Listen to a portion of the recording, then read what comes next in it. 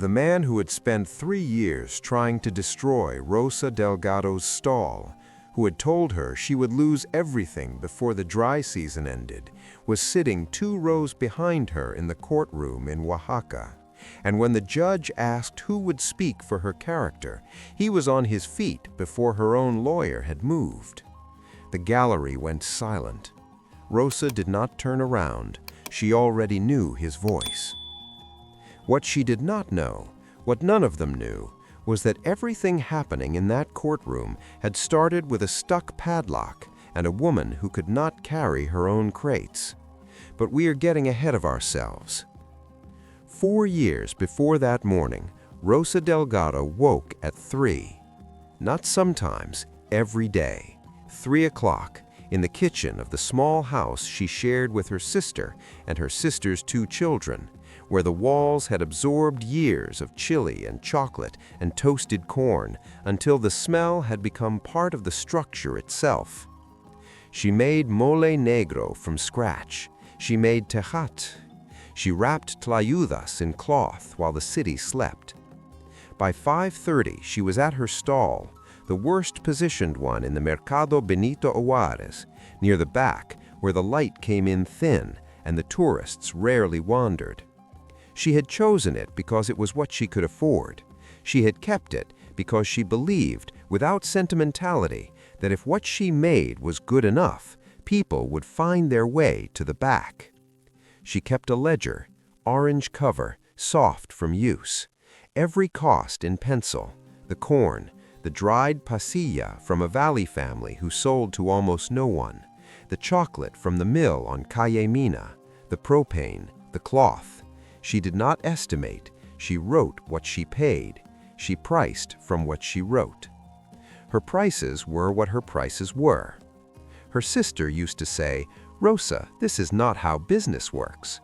Rosa used to say, "This is how my business works."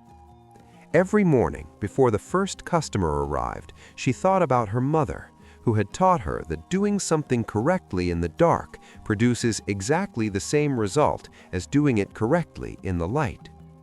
Her mother had been talking about cooking. Rosa had decided it applied to everything. She did not know yet how completely she was right. Carlos Vega had been the dominant prepared food vendor in the Mercado for 14 years. His stall was the first thing visitors saw, wide-fronted, hung with painted signs, strung with lights he left burning even in the afternoon. He had 3 staff. He had the market administrator's ear. He had an arrangement with the food critics who wrote the regional tourism supplement. They visited him. They spelled his name correctly. He had never paid much attention to the back section. Then, in Rosa's 8th month, his regular, Señora Bernal, who had bought from him every Thursday for 6 years, walked past his stall without stopping. He watched her through the gap in his display cases. He watched her go all the way to the back. He said nothing. He began paying attention. By the 10th month, 7 of his regulars had shifted, quietly, one by one, the way water finds a new path, following something they couldn't explain, except to say the mole at the back stall tasted like something they had been trying to remember. Carlos came to Rosa's stall on a Wednesday. He looked at the jars, the cloth, the handwritten price cards. He looked at the orange ledger lying open on the side table, a beat longer than was accidental. Then he spoke in the tone of a man describing weather. He said the Mercado had a certification process for prepared food vendors, a health review, a fee, an annual renewal.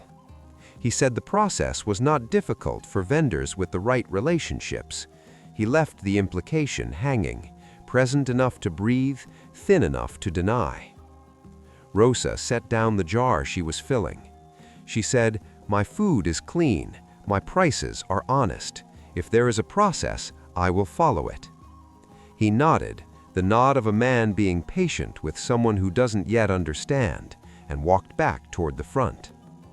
3 weeks later, his nephew became the new health committee inspector. The pressure came the way Carlos did everything: bureaucratic, polite, and completely deniable. The health inspector appeared 6 weeks later. He spent 3 hours at Rosa's stall, opening jars, testing temperatures, examining the cloth, and found nothing wrong. But 3 hours in the middle of a Thursday morning was 3 hours of customers drifting past a stall that looked like it was under investigation. The market administrator sent a letter. Her display footprint was creating a pedestrian obstruction. Reduce by 30%. She reduced it without complaint. She lost the space for the tejate. Sales dropped 18% that month. Then a rumor appeared, she never found its source, that her chocolate supplier was cutting their product. She heard it third-hand from a customer who mentioned it apologetically, as if giving her fair warning. She invited the customer to visit the mill on Calle Mina with her. The customer came. Neither of them mentioned the rumor again. But it had already moved through 20 conversations before Rosa could address one. Her sister called one evening. She said, "You need to fight back. Say something publicly. People are listening to him." Rosa said, "He hasn't said anything publicly. Neither will I." Her sister said, "Then how does it stop?" Rosa looked through the kitchen window at her sister's children playing in the small courtyard, the 2 children she helped feed, whose school fees partly depended on the stall. And she said, "It stops when I outlast it." She opened the next morning at 3, and the one after that. On Thursday mornings, the elderly vendor beside her, Don Aurelio, 71, who sold produce from his cousin's farm, arrived with crates he could no longer manage alone. He never asked for help. He simply arrived with crates that were too heavy, and Rosa simply appeared beside him and took the other end. She had done it so many times it had stopped being a decision. It was just what happened on Thursday mornings. Don Aurelio's daughter's name was Valentina. She was 28.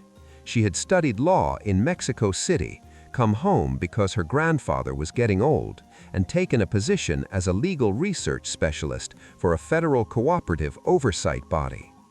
She came to the mercado most Thursdays to help Don Aurelio set up. She had watched Rosa carry the crates from the beginning, not with any particular significance at the time, just with the steady, unconscious attention her work had trained into her. She noticed things. She filed them away.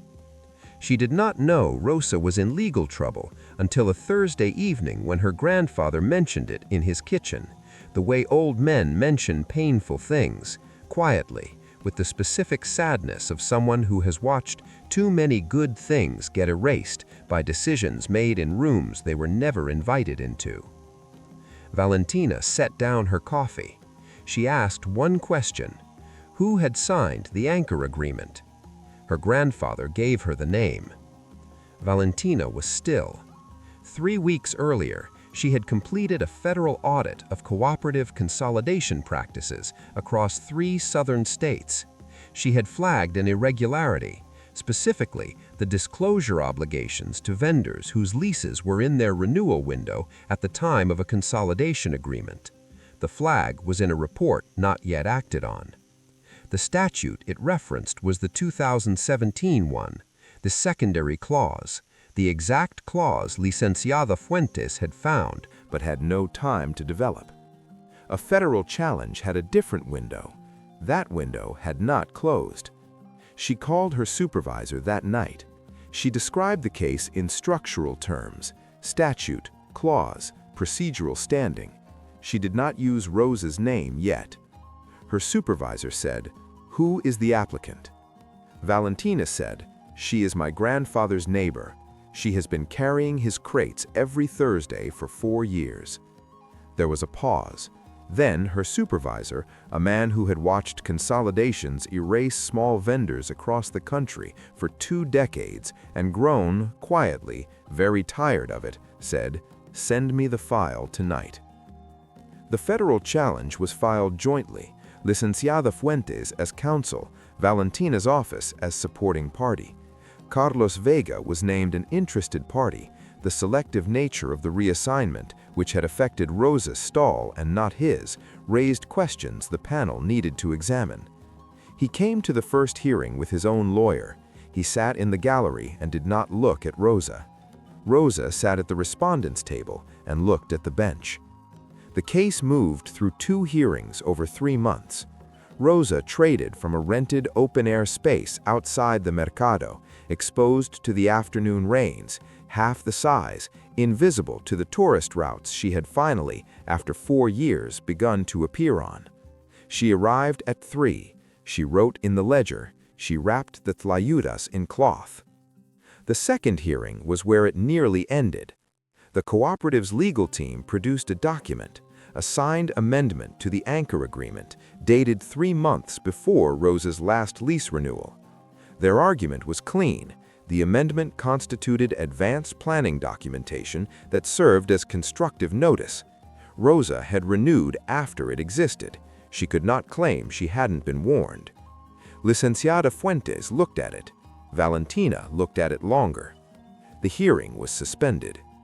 Rosa sat on a bench in the courtyard outside, in the particular gold light of an Oaxacan afternoon in October, warm and low and slightly melancholy, the kind of light that makes things look as though they are already being remembered.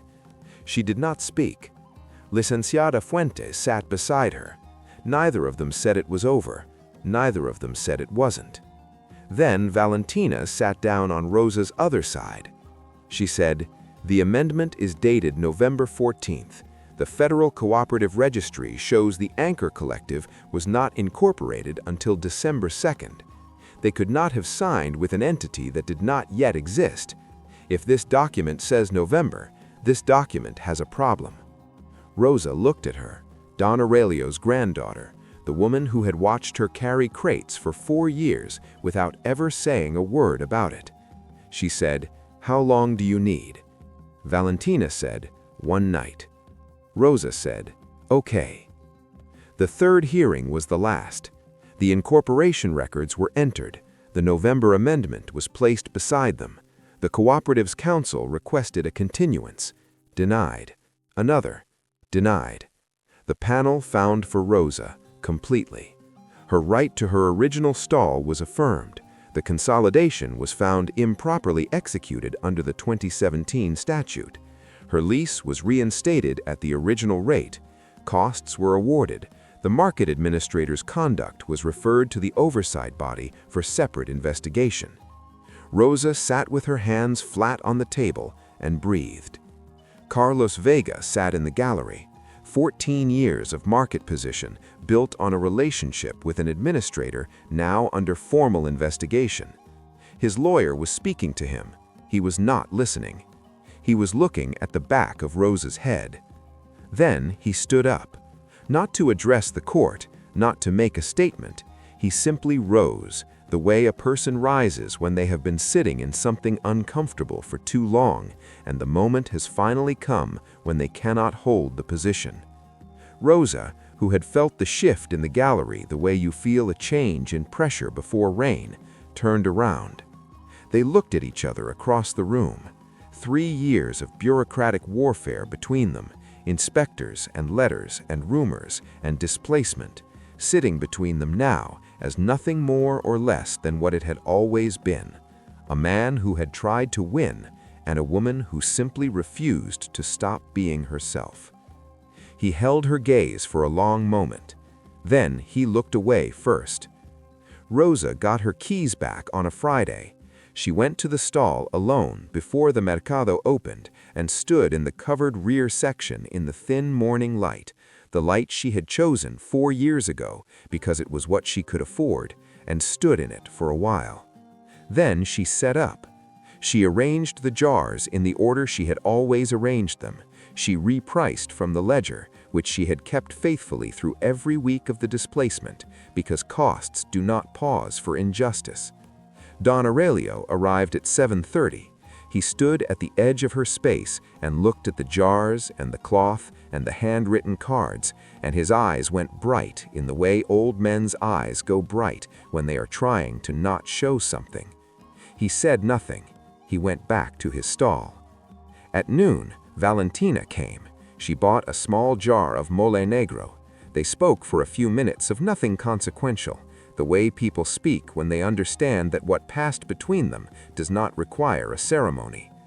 Later, a customer Rosa had not seen since before the displacement found her way back to the rear section.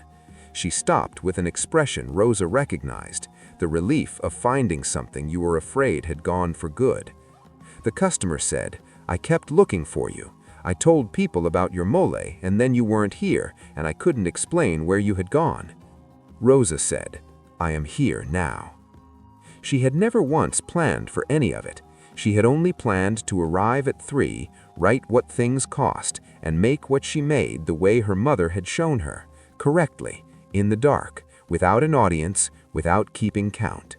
She found out, in a walk-in courtroom, from a young woman who had spent 4 years watching her carry crates she was never asked to carry, that something else had been keeping count for her. There is a principle as old as the first harvest. What a person plants without witnesses, without expectation, in the quiet of an ordinary day, that is precisely what finds them in the form they most need at the moment they cannot manufacture it themselves. Somewhere reading this right now is someone who has done good quietly, carried something they weren't asked to carry, kept a price honest when no one would have known, shown up for someone who never thought to say thank you. Drop it in the comments. This community believes in what gets planted in the dark. Like this story if it found you. Share it with someone who needs to hear what integrity builds when no one is watching. This is God's Hand Stories, where the hand behind the story is always the last thing you see.